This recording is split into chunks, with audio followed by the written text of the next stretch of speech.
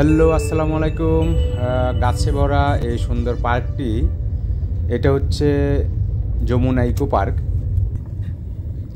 এই যে পার্কের ভিতরে প্রথমে ঢুকতেই দেখি একটু সামনে এগিয়ে গিয়ে দুইটা বানর।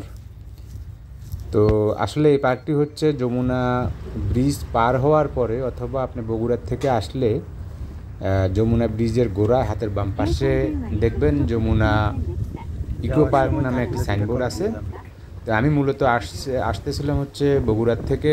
আমার ইচ্ছে ছিল বগুড়ায়, ঢাকায় এবং বগুড়ার মাঝখানে কোথাও একটা 10 মিনিটের ব্রেক দিব। তো কোথায় দেওয়া যায় চিন্তা করলাম। সবসময় এই সাইনবোর্ডটা দেখি, এবার একটু যাওয়ার সময় এখানে একটু বিশ্রাম নিয়ে যাই 10 মিনিট। তো সেই হিসেবেই মূলত আজকে এই পার্কের ভিতরে ঢুকার প্রবেশে একটা গেট আছে। গেটে যখন গাড়ি দেখলো তখন বললো পার হেড 50 টাকা করে টিকিটের মূল্য, আর গাড়ি নিয়ে ঢুকতে চাইলে আরও 100 টাকা দিতে হবে। তো এরপরে আমি তাকে সব মিলিয়ে কোনোভাবে আমি তাকে 100 টাকা দিয়ে মূলত ম্যানেজ করে ঢুকলাম ভিতরে। এই যে একটা গুইসাপ, এই যে যমুনা সেতু পার্কে প্রবেশ করে একবারে শেষ প্রান্তে আসলে দেখবেন এক পাশে যমুনা ব্রিজটি, আর অন্য তার পাশে রয়েছে যমুনা রেল ব্রিজটি। এখানে এটাই আপনারা দেখবেন। তো আসার সময় এই রাস্তারই পাশে দুইটা বানর দেখতে পেলাম, আর অসংখ্য গাছে ভরা।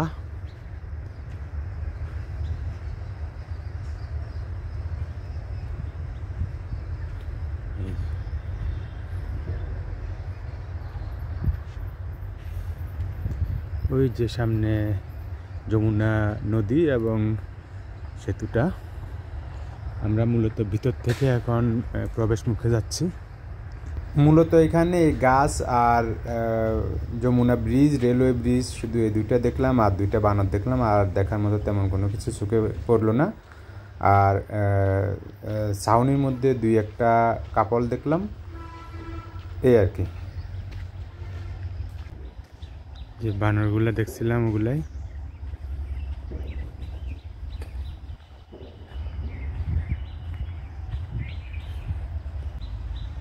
এখানে দুইটা, ওই যে ভিতরে খাঁচার মধ্যে আরো আছে।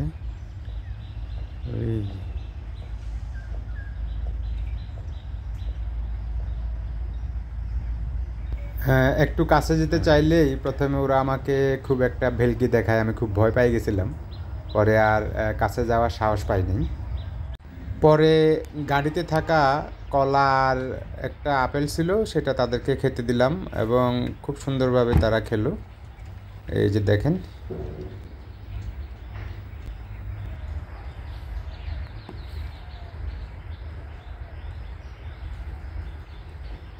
চালাক, আগে দিয়ে আমার কিন্তু ধমকায়। যান দাঁড়া যান, কিস করবে ভয় লাগে।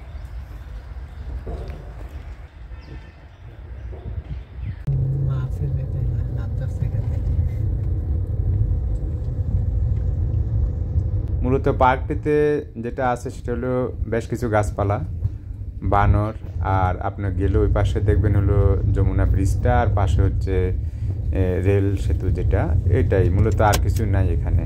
তারপরেও দেখার একটা আগ্রহ ছিল, পার্ক দেখে ভিতরে ঢুকলাম।